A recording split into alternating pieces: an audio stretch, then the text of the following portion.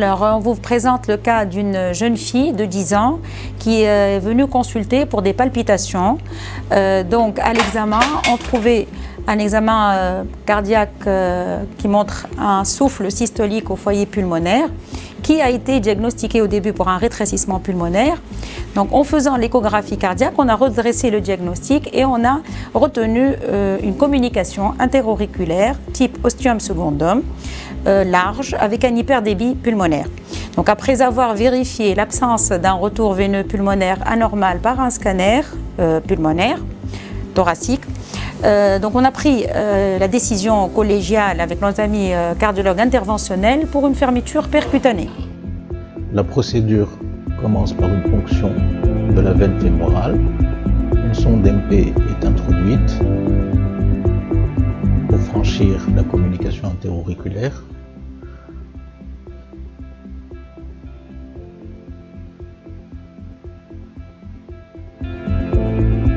Une injection dans la veine pulmonaire supérieure droite, car il y avait un doute de retour veineux pulmonaire anormal. Un guide superstif est introduit et mis dans la veine pulmonaire supérieure gauche. Sur ce guide, un sizing balloon est introduit pour mesurer la taille de la communication interauriculaire.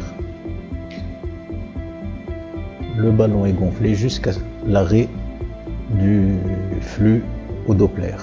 Donc tout cela se fait sous contrôle d'échographie transœsophagienne. La taille de la communication est estimée à 18-19 mm.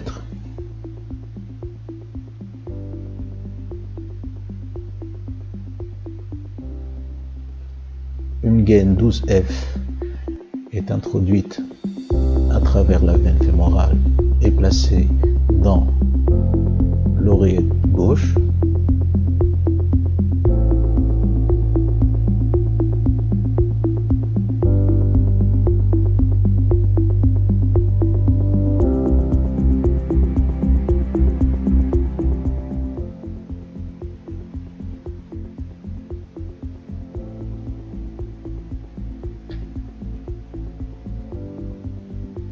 Une prothèse occludaire, occlutec de 18 mm est préparée et d'abord fixée à un câble de largage, comme vous allez le voir dans quelques instants.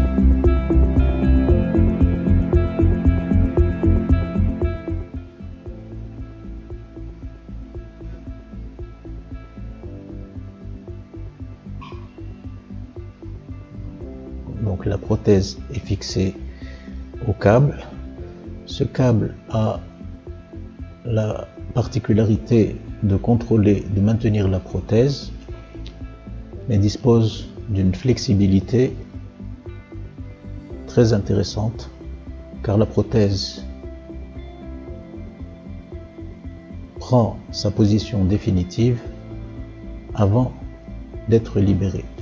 Donc la prothèse est introduite dans un introducteur. Tout le système est flashé. Puis la prothèse est introduite dans la gaine.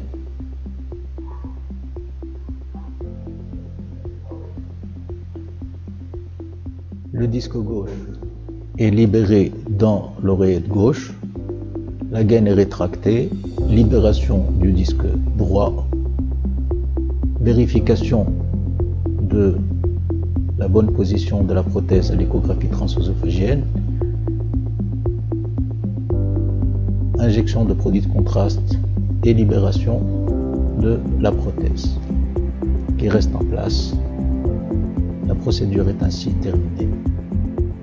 Mise en place de la prothèse qui a été larguée sans problème avec un bon résultat et l'absence de chaîne résiduelle. Vous voyez ici la prothèse qui est bien sandwichée, bien appliquée sur le septum interauriculaire et l'absence de chante résiduelle.